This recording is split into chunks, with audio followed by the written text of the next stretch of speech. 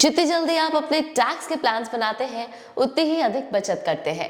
हर एक सैलरी पाने वाला व्यक्ति उन टैक्स का भुगतान करने के लिए लायबल होता है जो इनकम और दूसरे सोर्सेज से पैदा हुए बेनिफिट्स पर लगाए जाते हैं। आपकी कमाई का एक बड़ा हिस्सा टैक्स लगता है, लेकिन इनकम टैक्स रिटर्न यानी आईटीआर दाखिल करने के दौरान नागरिकों को बेनिफिट्स उठाने के लिए टैक्स रिलैक्सेशन उपलब्ध कराया जाता है। नमस्कार, मैं हूं साक्षी सिंह और आप देख रहे हैं जीएसटी सुविधा केंद्र, जहां हम आज टैक्स प्लानिंग की बात करेंगे। इनकम टैक्स के तहत दरअसल टैक्स प्लानिंग फाइनेंशियल प्लानिंग के लिए महत्वपूर्ण उपायों में से एक है, क्योंकि मेन ऑब्जेक्टिव टैक्स लायबिलिटी को कम करना और सेविंग को मैकेनिज्म करना है। यानी कि टैक्स प्लानिंग करते समय सबसे इंपॉर्टेंट रीजंस में से एक है वर्ष 2023 जो आ चुका है, और इसलिए आइए समझते हैं कि अपनी टैक्स प्लानिंग आप कैसे बनाएं और शुरुआती दिनों में इसे शुरू करना क्यों जरूरी है। इसमें हम 10 की स्टेप्स फॉलो करेंगे, यानी 10 की स्टेप्स फॉलो करेंगे। पहला पॉइंट है, इसे जल्दी शुरू करें। लास्ट मिनट पर टैक्स प्लानिंग करने से महंगे इन्वेस्टमेंट्स जैसी गलतियां हो सकती हैं। शुरुआती टैक्स प्लानिंग हमेशा फायदेमंद होती है, क्योंकि ऐसा तब होता है जब आपका टैक्स इन्वेस्टमेंट और खर्च शुरू हो जाता है। टैक्स प्रिपेयर सही चुने। अगर आप पहली बार आईटीआर फाइल कर रहे हैं तो सुनिश्चित करें कि आपने जो टैक्स प्रिपेयर चुना है वो आपकी टैक्स फाइलों को संभालने के लिए पर्याप्त रूप में एजुकेटेड है। यदि आपके पास पहले से चार्टर्ड अकाउंटेंट है तो फाइनेंशियल ईयर के खत्म होने से पहले उससे मिले, ताकि वो एक बेटर तरीका बता पाए आपके टैक्सेस की सेविंग के लिए। थर्ड पॉइंट में है कि सभी डॉक्यूमेंट्स आपको सही कलेक्ट करने हैं।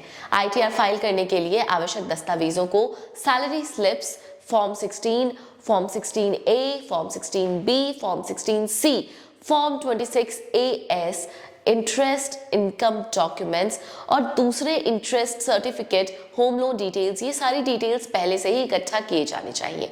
शेयरों में निवेश, प्रूफ ऑफ डिडक्शंस और इन्वेस्टमेंट जिनका climb section 80C, 80D, 80E, 80TTA आदि के तहत किया जा सकता है। अपने लिए सही टैक्स सेविंग ऑप्शन चूज करना चाहिए आपको। ये तरीका फायदेमंद है क्योंकि ये सही समय पर आपके फाइनेंशियल गोल्स को अचीव करने में आपकी मदद करता है। इनकम टैक्स एक्ट 1961 के चैप्टर 6A के तहत और उसके बाद भी कई टैक्स सेविंग ऑप्शंस हैं। अपनी इन्वेस्टमेंट स्ट्रैटेजी और रिस्क उठाने की क्षमता के अनुसार आप वो चुने जो आपको अच्छी तरह से फिट बैठता है। इसके अलावा टैक्स फाइलिंग साइटों पर कई टैक्स प्लानिंग ऑप्टिमाइजेशन टूल्स उपलब्ध हैं जो आपको सही टैक्स सेविंग अप टू चुनने में मदद कर सकते हैं। ग्रॉस टोटल इनकम कैलकुलेट सही से करें। इस कदम के तहत आपको एक फाइनेंशियल ईयर के दौरान अलग अलग सोर्सेज से अर्जित टोटल इनकम को लिस्ट करना होगा, जैसे सैलरी, दूसरे सोर्सेज, यानी अलग अलग प्रकार के इंटरेस्ट इनकम या बेनिफिट्स इनकम यहाँ शामिल होते हैं। कैपिटल गोल्स, कैपिटल गेन्स क्या है आपके, हाउस प्रॉपर्टी, बिजनेस या प्रोफेशन आदि चुने। नेट टैक्सेबल इनकम यानी एनटीआई के कैलकुलेशन करें। एनटीआई के तहत चैप्टर 6A के तहत सभी डिडक्शन जो आपके लिए इनकम टैक्स एक्ट के तहत एलिजिबल है और इसके लिए जिम्मेदार है। ये कदम आपकी टैक्स एलिजिबिलिटी इनकम को कम करने के आपकी मदद करता है। एनटीआई की काउंटिंग के लिए ग्रॉस इनकम से 80C, 80D, 80DDB आदि जैसी कटौती की जाती है, यानी डिडक्शंस किए जाते हैं। अपनी टैक्स लायबिलिटी कैलकुलेट आपको सही से करनी है। अगर आपने अपनी आय अर्जित की है, यहाँ की कहीं से प्रॉपर्टी अर्जित की है, तो आपकी टैक्स लायबिलिटी बनेगी। डिडक्शंस और एक्सप्रेशंस, एग्जेम्पशंस का दावा करके आप इसी लायबिलिटी को कम कर सकते हैं। आपके द्वारा किए गए सभी मेजर एक्सपेंसेस या इन्वेस्टमेंट्स को लिस्ट करना होगा आपको। टैक्स लॉज में किसी भी बदलाव के बारे में आपको अपडेट रहना होगा।